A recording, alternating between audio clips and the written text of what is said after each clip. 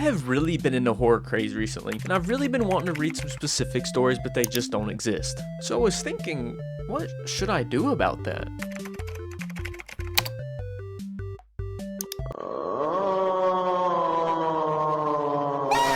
Fiverr is a website where you can pay strangers to do stuff for you. And I need these stories right now. So I'm gonna pay people to make the scariest stories they can think of. So I'm just gonna start off with something a little bit more simple. Let's look up make a scary story. I've been writing stories in fanfiction since middle school.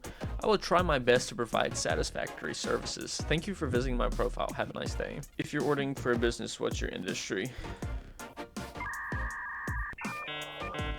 I don't have one. Yes, I'm making a silly YouTube video. Which fandom do you want me to write for? Chuck E. Cheese. Want a horror story where a man is in the Chuck E. Cheese costume and his name is Nathaniel. It's gonna be very hard for me. I have a visceral fear of Nathaniel E. Cheese. Cut that. Take place in the mid-80s when the animatronic were in their prime.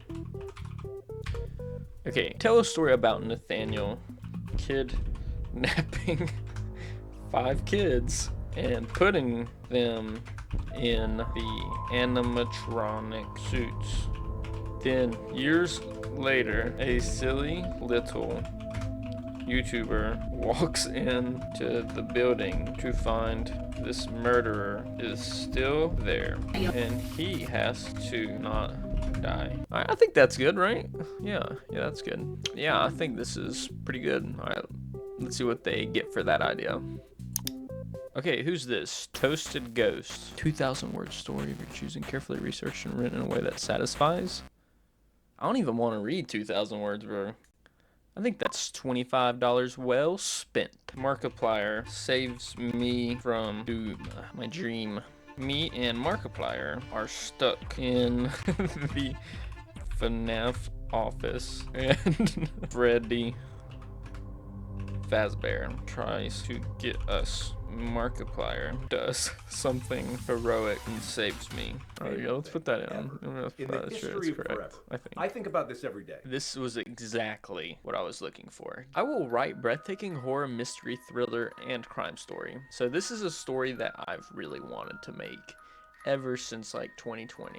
Mr. Beast is not who we think he is. Jimmy Beast knocks us out somehow. Put us through saw traps, and if possible, we escape by Josh Hutcherson. Alright, so we're just gonna see what happens. Put in 4 orders. Let's see what we get. Wait a couple days, and I'll be right back. Okay, so we're back. It's been a couple days since I've done this, maybe about 5 days. And let's go ahead and get right into it. I don't remember what this one was about. I'm trying to remember. All right, let's go. The ad you saw in the paper was legit. Even though it seemed like a prank, you arrived at the pizzeria at 11:30. Management told you that when you were hired, there would be someone already there to show you the ropes. You unlocked the door to the pizzeria with the key and stepped inside. Your office was all the way in the back, so you passed the lobby and the bathrooms. As you walked past, you couldn't help but feel like the animatronics were actually alive. It was like their eyes were tracking you, but you didn't see them move. You checked your watch, it was 11:40. You looked around, wondering if the guy who was supposed to be training you decided not to come in. I don't remember what this is about. I'm trying so hard to remember, my brain isn't. Continuing on, you went down the hall, glancing over the drawings on the wall briefly, till you got to your office. Or at least that's what you thought it was. It wasn't a traditional office per se. You glanced at your watch, watching as the time ticked closer to midnight. There was still no sign of the trainer, and you decided that he just wasn't gonna come. Somewhere in the pizzeria, you heard a sound of a clock. It was 12 a.m. You looked around the office, even sticking your head out of the door, but nothing changed. You let out an amused chuckle, finding a little amusement at your supposed fear. You were so caught up in your head that you didn't even notice the presence behind you until it was too late. Hello everybody, my name is Markiplier and welcome. Hello everyone, my name is Markiplier. I love how they added that. Wait a minute, who are you? My name is Mark. The man introduced himself. What's going on? You asked him. Are those robots actually alive? Mark said, you know, they say this place hasn't been the same since the bite of 87. Was that the bite of 87? The bite? You exclaimed. As in an animatronic actually? Like they bit someone? We don't have time for all the lore, Mark said seriously. You had no idea what he meant by that, but decided not to question him. He seemed to know a lot, almost as if he was the king of this place.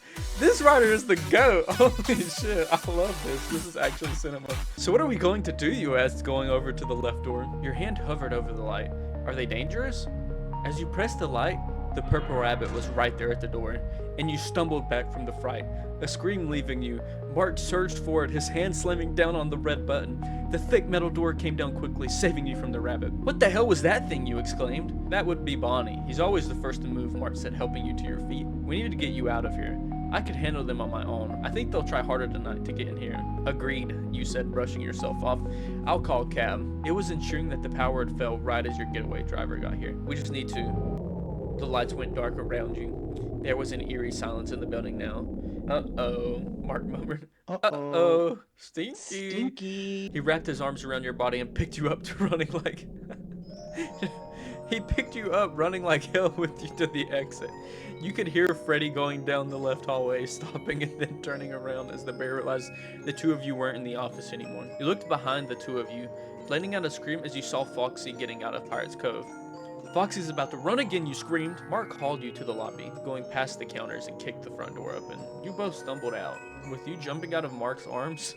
As you two turned to the door, Mark fumbled with his keys, trying to lock the door to ensure they wouldn't get out. Suddenly, a car pulled up. It was the cab you had called earlier, and there was this weird green symbol on the side. That's a strange company logo, you muttered to yourself. You didn't have time to inspect it anymore, as Mark grabbed your arm and dragged you into the car with him. Hello, welcome to Game Theory, the driver said. I'm Matthew Patrick, but you can just call me Matt Pat. You looked at this man who was clearly not well.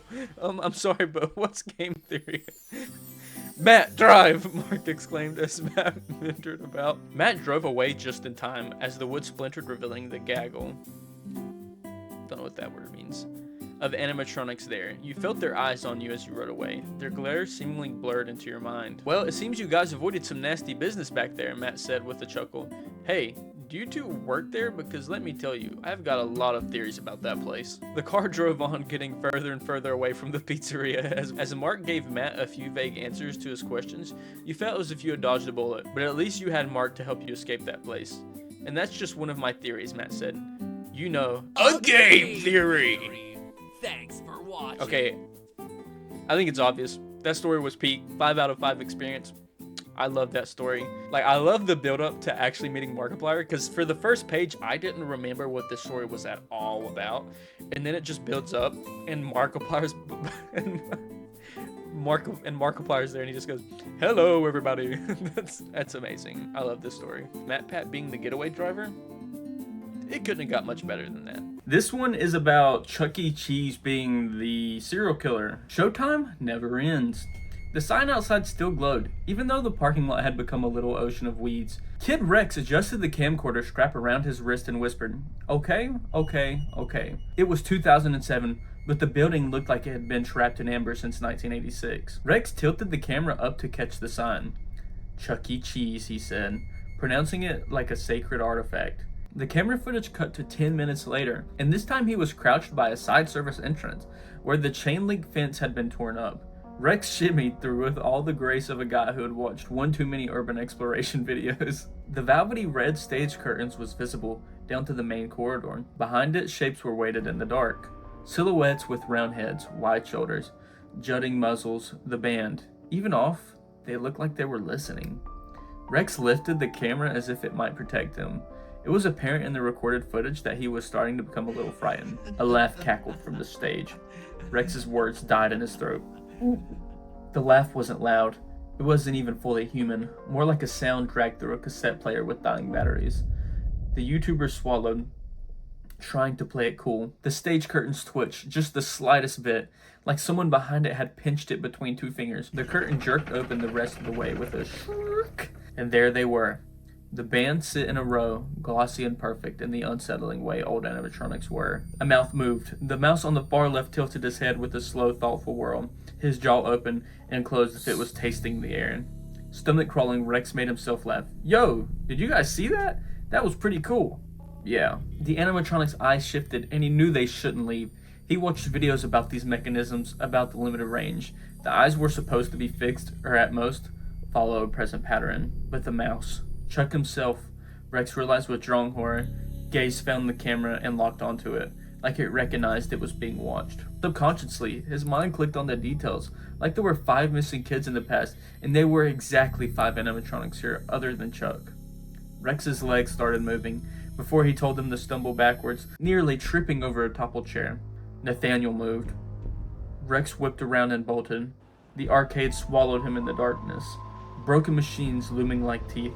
His shoulder slammed into a skee-ball lane. Tokens skittered across the floor, ringing like laughter. Behind him, the stage music began. A peppy jingle, warped and slowed. All he could do now was move his legs as fast as he could, because if he paused for even a second, Nathaniel would catch him. Okay, that's like absolute cinema. I didn't expect it to honestly be this good. Alright, so we're on the final story. Alright, so I don't know what this one was either, but it's going to be hard to live up to the last two, but we'll see. We thought it was a prank. A once-in-a-lifetime invite to a Mr. I remember what it is. Mr. Beast! Okay, I don't remember what the prompt was. I just remember telling them to make Mr. Beast a horror character. We thought it was a prank. A once-in-a-lifetime invite to a Mr. Beast video. The message said, "You're chosen. Come alone. Big prize." It felt like a dream, like we had one without doing anything. The building was big and empty. The parking lot had no cars, just wind pushing trash around. We found a metal door with a bright sticker on it. Welcome, contestant. All right, I gotta do the Mr. Beast voice. Welcome, contestants. Is that good, Mr. Beast? My friend whispered, "Where is everybody?" I swallowed. My mouth felt dry. We knocked. The door opened by itself. That was the first thing that felt wrong. The air smelled like bleach and cold metal. The walls were smooth, like they didn't want fingerprints, like they didn't want proof. At the end of the hallway, Jimmy Beast stepped into the light. He wore a clean shirt and had a big grin, but his eyes didn't smile. His eyes looked like he was watching bugs in a jar. Oh my god, they did the Mr. Beast smile. That's awful. He lifted his hand and waved like we were fans. Then he clapped once. Mist came out of the floor vents. I tried to hold my breath. Too late. My chest burned. My head got floaty, like my brain was drifting away from my body. My knees turned soft. I heard my friend say something, but it sounded like it came from underwater. The hallway stretched and bent. The last thing I saw was the Jimmy grin getting bigger. Those were some pretty good stories. I'm just saying, those were some pretty good stories. But that's the end of the video. I hope you guys enjoyed. If you did enjoy the video, make sure you hit the subscribe button. I want to hit 100,000 at the end of the year. Little ambitious for only having like 1,000 subscribers, but boom. Yeah, that's all I gotta say.